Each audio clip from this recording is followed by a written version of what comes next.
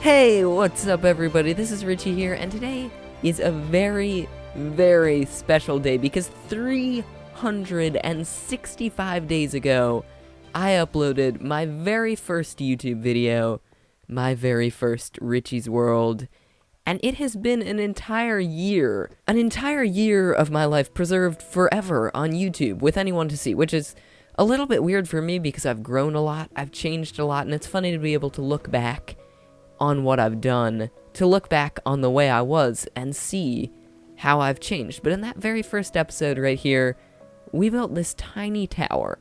I thought it looked cool back then, and I still think it looks cool now. It's a very nice little build, and this was where I first got the inspiration to do this icy style with the icicles hanging down in the pit, which carried over to my other build.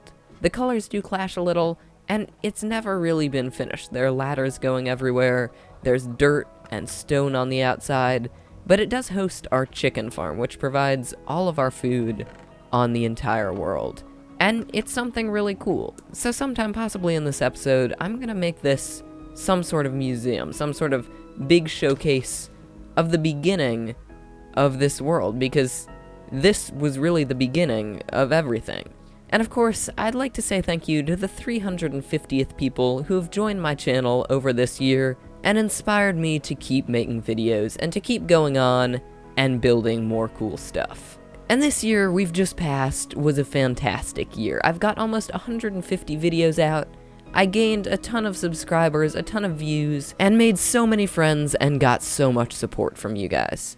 But this, right now, is where it all begins. When I started, I didn't really know how to make YouTube videos, especially the commentating part. I could just not get right. But now I have a good computer, a good recording setup, and I know how to make videos. I know how to do the structure of it. YouTube is a giant platform with thousands of people uploading videos every minute, and it's very easy to get swept under the rug. It's very hard to stand out when there are so many people doing the same thing you do. But now I have a base, I have you guys, and now that I've gotten things figured out, I can go on to do bigger and better things, both in Minecraft and in YouTube, and it's very hard to get your first few subscribers, to get your channel set up, to figure out what you want to talk about and what you do and how you do it. But once you do, you start growing faster and faster because YouTube works exponentially. With that said though, I don't really care about the numbers. I don't really care how many subscribers I have or how many views I get. I mean, it's cool for me, but I'm not a professional YouTuber. It would be great if one day I could make my living off of making videos, but for now, I'm not, so I'm just gonna keep making videos and not worry about the numbers. And with all that chatter done, we have to start today's episode, and it is going to be a great one. I have a ton of stuff planned for us to do today, but the first thing we're gonna do is fight the Ender Dragon. Now, last time we fought the Ender Dragon, our gear was a lot worse. Our access to farms and XP was practically non-existent, and we didn't have any sort of skill in terms of doing this, or at least we had a lot less skill than we do now. But today, what I'm gonna do is a lot more dangerous than fighting the Ender Dragon. Today, I'm gonna try farming the Ender Dragon. Now, as some of you know, this dragon now spits fire in 1.9, and that fire doesn't only hurt you, you can capture it in a bottle, and it will give you a thing called Dragon's Breath. And this Dragon's Breath is used for making lingering potions and tipped arrows, and as of now, I don't have access to either of them. So, you can guess what we're gonna do. We're gonna start dragon fighting, we're gonna get as much Dragon's Breath as we can, we're gonna try not to die, and inevitably, we're gonna kill the dragon. First though, I want to mine just a little bit of obsidian, because these pillars regenerate whenever the dragon gets respawned, so I think we should take advantage of it while we can. Alright, it seems I've underestimated, first of all, how dark it is, and second of all, how long it takes to mine obsidian. Next time, I shall bring a haste beacon, but I don't think we're gonna need to gather that much of it anyway. It's not our primary mission, and besides, a stack is pretty good. So without further ado, let's place our 3 crystals in the correct position.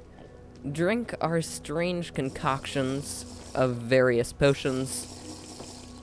Strength down, we should be good, and plop that end crystal in its proper place, and just watch this happen. Let's get our inventory all set up.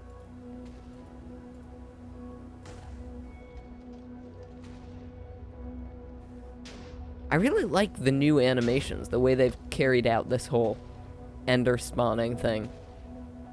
Are we done? Oh. Hello, dragon. That was awesome. Never done that before. Okay, let's work on getting these down. Did I throw it over that? Yeah, I missed. Good old me, good job. Alright, so we're gonna start taking out these beacons, starting with this one, if I can hit it correctly. That was a great start! That was wonderful! And perfect! In every way, that is how you fight a dragon! Oh, okay. That was brilliant. Oh, and here's the stage we're waiting for. This guy is just gonna stand here and spam dragon breath. And we can just stand here and pick it up. See, he's just gonna keep dropping it down. Oh, we're still taking damage, though. Oh, we filled it all up. That's good, and that's bad. We have another stack right here. But I think that's all we're gonna take. And as soon as I say that, he flies away. Anyway, we only need 17 more bottles to complete this set. And after that, I'm just gonna go ahead and kill the dragon. And he's gone into the fire-breathing stage again. One more little collection of stuffs and things. Fill that up. Let's throw this in our ender chest without dying, please. And now... Oh, come on, come on, come on. No, no, no, no, no. You no kill. You no kill me. Okay. Food in other hand. Okay, we haven't lost him. Oh, no. Keep yourself together, Richy. Keep yourself together. Come on, come on, come on. Oh, my. Okay, we're gonna die. We're gonna die. We're gonna die. We're gonna die. We're gonna die. Oh. At least I predicted it. You know what I keep forgetting? If I'd put that water bucket down, I wouldn't have got killed by the Enderman. In fact, I would have taken no damage because they couldn't get to me. And I forgot about that. I'm an idiot. So it seems we only have one thing left to get rid of. This... Oh, gosh. Really, really, I missed the Ender Pearl on the last part. I missed the Ender Pearl twice on the last part. And potentially angered an Enderman. Great derpy, Richy. After a year of Minecraft, this is what I can do. Okay, before we get knocked off... Alright, eat some chicken. Make sure we're at full health. Ow! Gosh darn it. Alright, you know what? I'm just gonna shoot it from here, because something bad is going to happen if I don't. Can we get it through? Yes! And you know, the dragon isn't really regenning anymore. I think we can just take him out from here with our axe. It might take a while, but we're getting some pretty solid progress. I think this is a sharpness 5 axe. So we shouldn't have that much of a problem unless... Oh, gosh, gosh, gosh, gosh, ah. Thank you, Feather Falling. That. I have no clue how he does that. But I rest assured that that is awesome. This fight is so awesome. It used to be boring. You used to just be able to kill him in a few hits. But now, he can, like, send you flying. There are explosions. You have to get into things and hit crystals. I'm really glad they revamped that. Dear Ender Dragon, your hitbox sucks. Sincerely, Richy. Come on. I want to end this fight. I want to end it now. I do not want to get murdered by an angry Enderman. But, okay, do the trick, Richy. It worked. It worked. Of course, now we're inevitably getting killed by a lingering potion, but still, it helped a little. No, I'm still gonna die. Great. Always wanted to get killed by an angry Enderman. Alright, it doesn't seem I can do that much from here. I certainly can't hit the dragon, but I can get killed by him. There goes my water source. Am I still gonna die? Is there actually nothing I can do? There has to be something I can do. I can't just get killed by you. You can't get in! You peasant! You actually can't get in! And I think this is gonna be our last noisy charge. Come on, Mr. Dragon, get down there. I will end you, Mr. Drag. Come on. How do you do that? There is no way dragons should be able to send people flying like that. Do you have an anti-gravity laser? Can you hit me with wings? Oh, that's what he's doing. He's hitting me with the wings.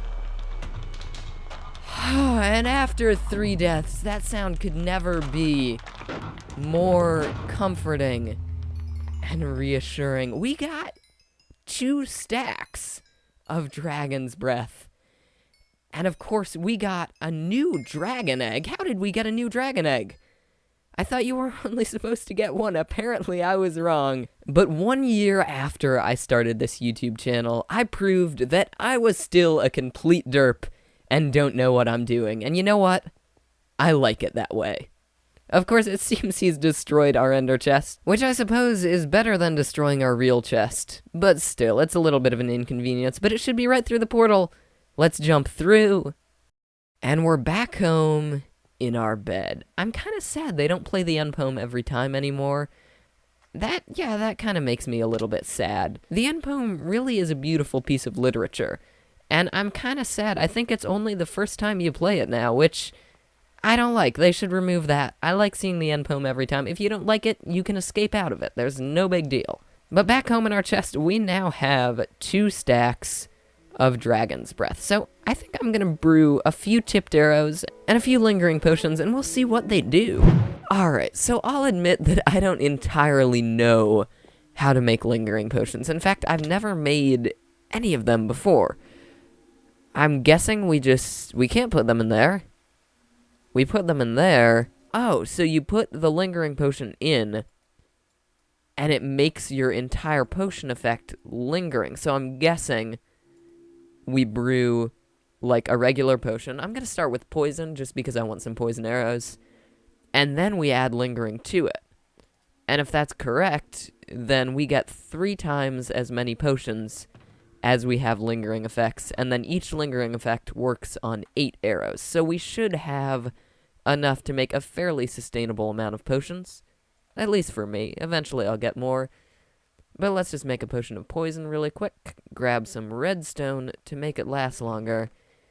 And hopefully we did this right, because these things are precious, and I do not want to waste them. Okay, I've been haphazardly skimming the wiki, and I believe that now what we're supposed to do is make splash potions, and those splash potions can be turned into lingering potions, I think.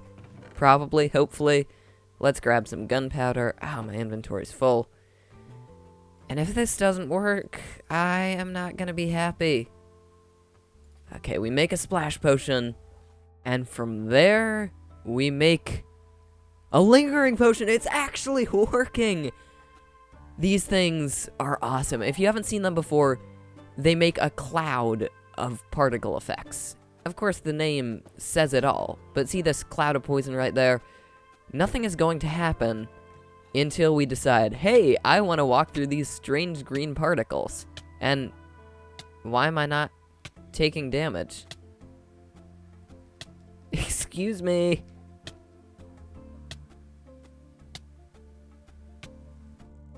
What? Oh, there we go. That's some damage we're doing right here. Man, I gotta remember not to mess with these lingering potions. Did they seriously nerf how much poison that does? Unfortunately, I don't really have that many uses for lingering potions or potions in general, because they're usually only things that come into play, at least in my experience, in multiplayer Minecraft, and obviously this is my nice single-player world. But we now have tipped arrows, and I have never gotten to play around with these, so I'm gonna run upstairs and look for something to poison. Now, I sort of wish these things weren't so nerfed. For example, the arrow I'm holding only does 11 damage. How are you doing on health, Mr. Skeleton Horse? And are you fast? Well, I have no way to know. I don't have a saddle. Let's go for this chicken right there. Oh, we can one-hit a chicken. Can't wait. Create a useful mob for me to kill in Minecraft. The brave hunter stalks his prey. Oh, gosh darn it. Give me something I can't one-hit. Alright. Gentle tap with the arrow. Let the poison work. Gentle tap with the arrow? Yeah? You agree? Let the poison work. Okay. You're taking damage because you're on fire. You have a poison effect. Are you taking any damage from it? These things need to work better. Come on, let's see if I can hit myself with one. No. Try again. Okay, it's doing a little damage. A small amount of damage. It's definitely keeping me from regenning. Is it entirely worth it? No, but it could give you a little bit of an edge in some sort of competition. I chose the regular poison instead of poison 2 because poison 2 only does 2 seconds of damage, which I think is mathematically the same amount of damage, but I'm not sure, and I'm not sure how it plays into regen either. So these things are really cool, and they could have a lot of potential, but as of now, they're just a little bit glitchy. These don't do enough damage, they're too nerfed. Arrows of harming and arrows of healing, I believe, don't work at all currently, which really sucks. And overall, even on mobs that can't regen, you're only gonna do a few hearts more damage, which isn't all that valuable if you can already catch things on fire and you can already one-hit them. And of course, things like the Ender Dragon and the Wither can't take damage from potions, so that's no fun either.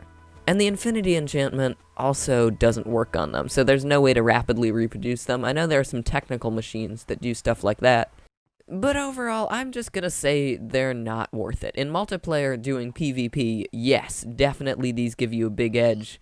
Not only because they give that little poison, but they stop players from regenning. Because if you're high on health right here, and you have extra saturation, when you get hit, you're gonna regen really, really fast. Let's see if we can shoot a regular arrow, and I'll show this to you guys. So an arrow comes down and hits us. And as you can see, we almost instantly regen from it. But if we get hit by a poison arrow right here, from full power, it essentially runs through our saturation time and stops us from regenerating. You can see we take the same amount of damage, but then we continuously take damage, and that'll essentially eat up all of our saturation, which can be very useful in PvP. But then again, if you're playing a UHC or something, you're not going to have access to them. This is going to be something for, like, death matches on servers.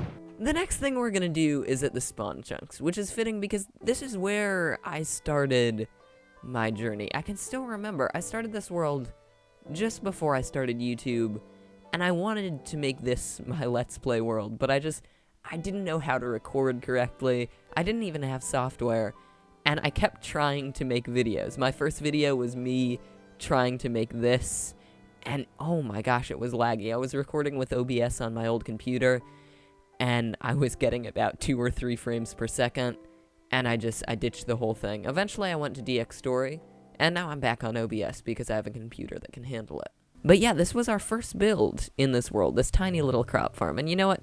Just for the heck of it, I'm gonna plant the whole thing, and then in a while, we'll reactivate it, since I actually have use for all of these potatoes. Now, what I want to do in the spawn chunks today is build an iron farm. These things are awesome, and for those of you who haven't heard of them, basically, we're relying on some strange game mechanics to industrially farm and generate iron. If you have a village with more than 10 villagers and a certain number of doors, then that village is capable of spawning an iron golem. So what we do is we make platforms where the iron golems can spawn inside of water, and then funnel them into some lava down below to farm them for their iron. Now, if you've ever had a village, you know that iron golems don't really spawn all that often, which is why, traditionally, you use several villages in one of these farms. Now, the problem is, villages can only be 64 blocks apart. If they're any closer, they all merge into the same big village, and only one iron golem can spawn. So there are two methods that we like to use. The first one is making several containers of single-celled villages, and the other is glitching several villages together. And the advantage of glitching villages together is, well, you can have any amount of villages in the same space. So there are farm designs that consist of hundreds of villages. And while that is very cool and gains us, like, more than 10,000 iron per hour, I am not going to build one of those. Why? First of all, they're glitchy. If you unload the chunks and then reload them, all the villages merge together, and some designs fix them with redstone. Others just keep the chunks loaded all the time, which is why we're in the spawn chunks. From here, nothing can unload. But the reason I'm not building one of those crazy multi-village farms is that there's actually little value in it for me. A regular single village farm will generate about 40 iron per hour, which is pretty good, and while that's less than I can use, I can make a few of them to get more. But 10,000 iron per hour would lag my computer, and I would also just overflow. I can't use a stack of iron per hour on this world, and that would be absolutely ridiculous. So if you're going to build a big iron farm, I would recommend doing it on a technical or just any sort of big server where a lot of people will use it. But on this world, it's just me, so I'm building one or two very small, single-celled iron farms. So a little time has passed, and we've made just about half of the progress we need to finish this iron farm. As you can see right here, we have this platform right here, which is where most of the iron golems are going to spawn, and they're going to get pushed to this hole. There'll be some lava down there, and they'll fall into the lava, burn to death, and their drops will be collected. Now, the way this works is actually quite interesting. On these floating sections of slab right here, we're going to put doors, and basically, since we have doors on both sides, the center of the village is going to be just around here. And this is because the center of villages is actually calculated by where doors are. So, when you're standing at a point where you're closest to all the doors, that will be the center of your village. And since we only have doors here, here, here, and here, the center of our village is right above this space here. Our villagers are going to be stored in here, and we're going to only need 10 of them in total. But that still does raise the question, where are we going to get 10 villagers? I mean, I have a villager spawner at my base, but that's a long way away, and is it easier to capture villagers here and make an infinite villager breeder at spawn? You know what? I think that's what we're going to do. We're going to capture some villagers here, and then set them up in the iron farm. But there is one more thing we need to do to make this iron farm complete, which is build a second layer, so we have just about double the spawns. And this layer is going to be 4 blocks up. It's basically just going to cap everything off. So I'm going to build it, and then I'll be right back. And now it's time for the long, time-honored art of curing zombie villagers. Now, the way this works is pretty simple. You find a zombie villager, you splash him with a potion of weakness, and then feed him a golden apple, and he'll start quivering and shaking. You cage him off, and after a few minutes, he should turn into a regular villager. Now, of course, it's hard to do, because there are other mobs. There are skeletons, and spiders, and creepers, and most zombies aren't zombie villagers, but I find it's far easier than actually finding a village. And check this out, we have our first zombie villager already. With that said, what I did to get him could be defined as cheating. As you can see, I am— oh no! I do not have good luck. But, oh no, this wasn't a good idea. What I did was set my render distance to 2. So, as you can see, all of the mobs are spawning within a 2-chunk range. And why did I think that was a good idea? I'm being bombarded with mobs here. Where's my food? Where are my food? Somebody give me some food. Okay. Okay. You are not going to die, Richy. You are not going to die. You are not allowed to die. Oh, great. Great job, Richy. You're just the master of this, aren't you? Well, one night has passed, and we have successfully captured, wait for it, one creature who may or may not be about to die because he got lit on fire. But at any rate, I think we can cure him, so let's throw this potion. Give him the apple. And... did I just eat an apple myself? How is that even possible? Why?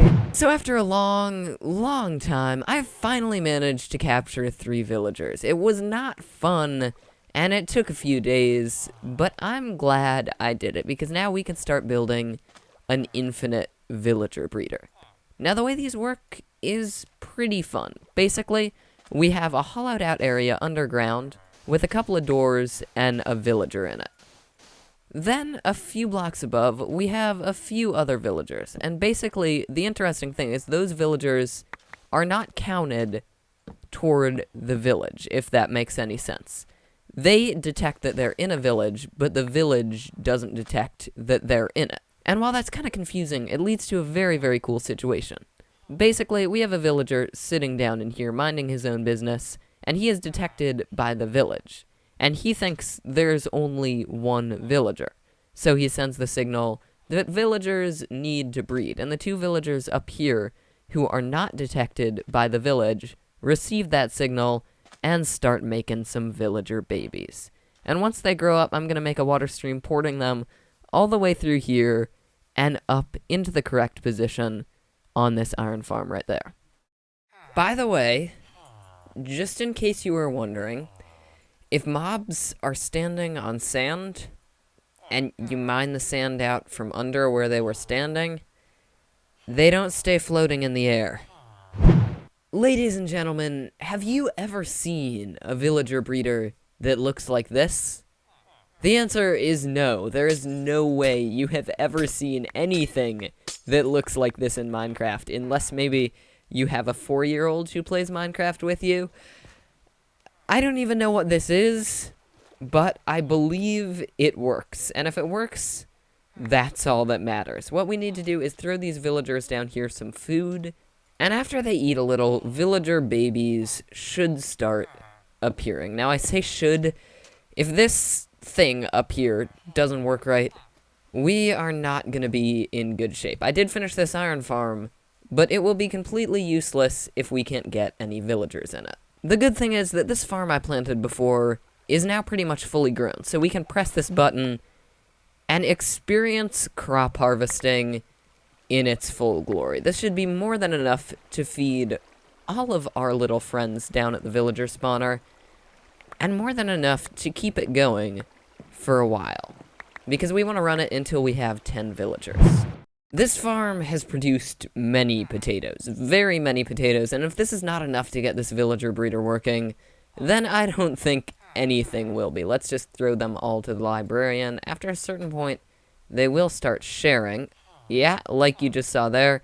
I think his inventory may actually be full, so let's try throwing some to this guy. And hopefully the love hearts should start happening soon. I am going to close this up, basically just AFK here, to make sure nobody dies. And if this villager breeder works, and I end up getting 10 villagers, then we're going to transport them up into that iron farm, and everything will work out. And as you saw right there, we're finally getting those love hearts happening, I think from both of them, and that means, maybe I'll just look away for a second. A baby villager right there, and this should keep happening for a good amount of time. I'm gonna keep feeding them, and the babies should keep on happening, and once they all grow up and we have enough, we can send them off to their destiny.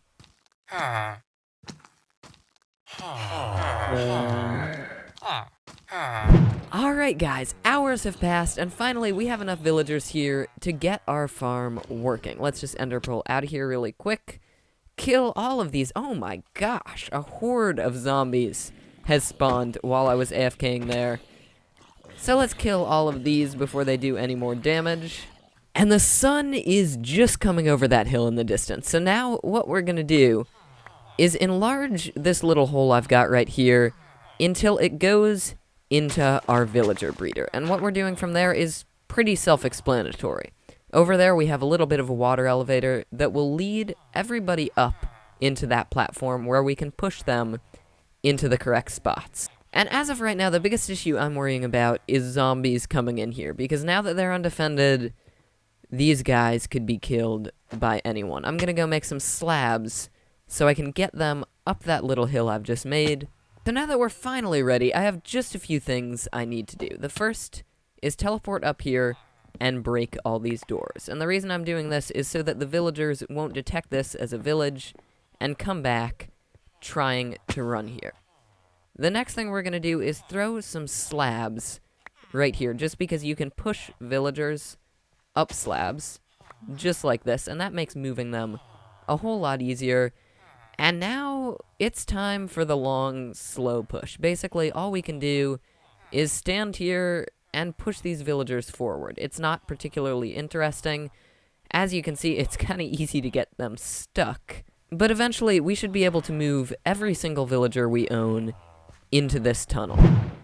And with a little bit of a push, our very first villager is in position. That took far longer than I thought it would. But then again, everything I do on this world takes longer than I think it should. Which, you know, is fine. That's the way Minecraft works. And so far, we've made really good progress. The only thing left to do is get our remaining 9 villagers up in one of those slots in there. And when we do, our farm will be complete. This right here should be it. We're on the last stretch with all of our villagers. They seem to be moving along about as well as an angry horde of derpy villagers can move. But so what? They're all here, even though it took them a while to get here. Now, the worst would be if they somehow bottlenecked inside of this villager elevator right here, which I don't think they're gonna do, but if they do, will be a problem. We have one baby villager left over, and that guy right there who just nodded at me, once he grows up, he'll shoot up this elevator. But for now, let's just run up here, see if everything is working correctly, and make sure that nobody drowned. That,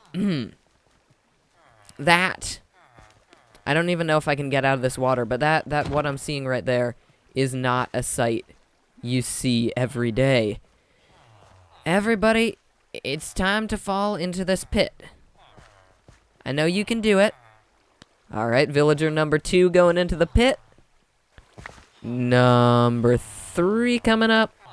Number 4, 5, 6, 7, 8, 9, and the 10th one is over in this corner. Man, villagers are a pain to move. It's been a while since I've done something like this. And, oh my gosh, they are so derpy. I had some glitch into walls. I had some suffocate themselves by appearing in the ceiling. And don't even ask me how they do this. Like, there aren't even glitches anymore.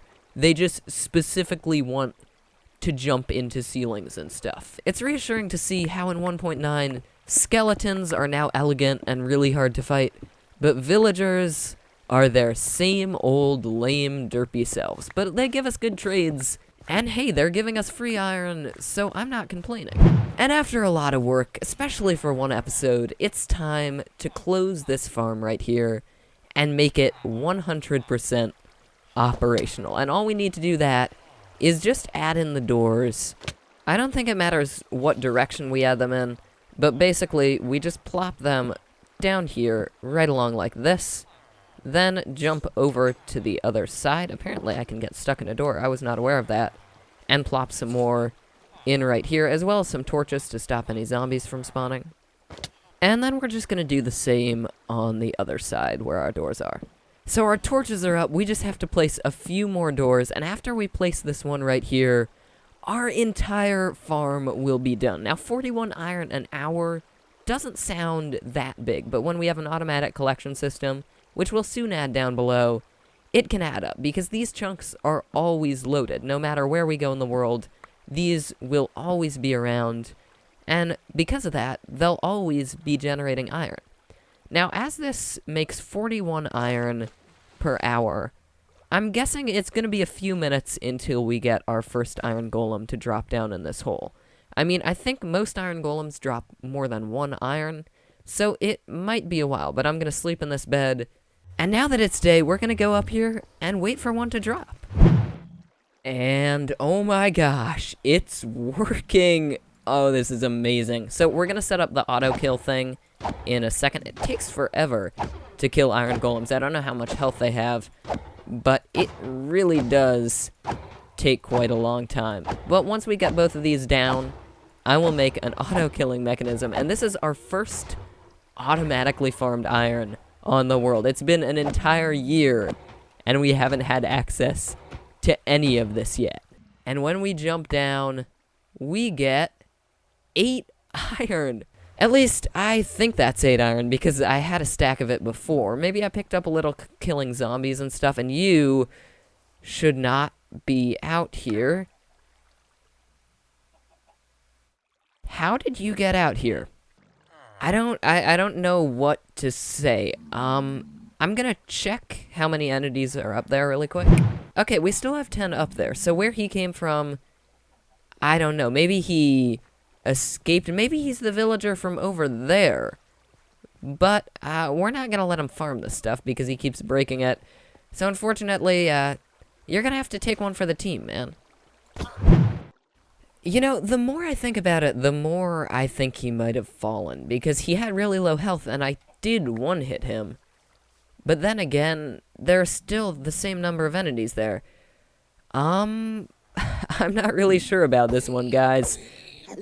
I have been having glitches with Optifine duplicating entities occasionally, which I find really weird. I think it happens when they're in lazy chunks, or maybe when I reload chunks when I'm around them.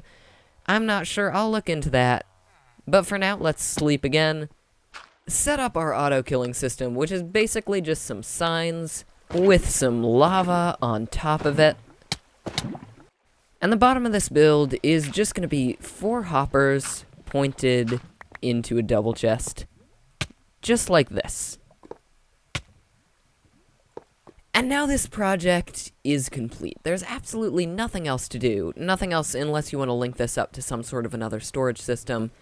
And we can just sit here and get iron. I've been here for a few minutes, and already we have 11 iron and a bunch of poppies, but that's not the value of this farm. Since this is in the spawn chunks, no matter where I go in my world, no matter what I do, we will always be generating a steady, constant stream of iron. But unfortunately, guys, that's going to be it for this episode. I know it was probably a long one, and I'm glad it was, because I wanted to do something special for you guys for being on YouTube for a year. And I know for people who do big technical iron farms, this is nothing, but I don't need something that massive on this world. And just messing with the villagers, getting to build this, making it look cool, was really, really fun. And once again, I have to say thank you. Thank you to all of you for being so incredibly supportive over the past year. Thank you to all the amazing people who joined in, all the people who were nice to me, all the people who talked to me and commented and gave me feedback on my videos. And being on YouTube, making videos, talking to you guys, getting to interact with this great community, and making friends with other creators, that's not something you learn in school. And the things I've taken away from this, and continue to take away from this, continue to change me, and I think it's changing me for the better. When I started this channel, I was one of those teenagers that complained about how everything sucked. And yes, I know that's a phase, most people go through it, and most people grow out of it, but what YouTube helped me do was amazing. Because what you don't get to do in school is control anything. You sit down every day, you do the same thing every day, and you feel just the same as you did before. But with YouTube, it's obviously different because it's real and it's tangible. I remember being so surprised when I hit 100 subscribers, because when I thought about it earlier, I was like, yeah, that's cool. Maybe it'll happen one day. But it actually did. In the past, in my little sheltered life, dreams were just dreams. They didn't happen. Nothing changed. And now that I think about it, that's probably why I was sad, because I didn't have any real influence on what I was doing.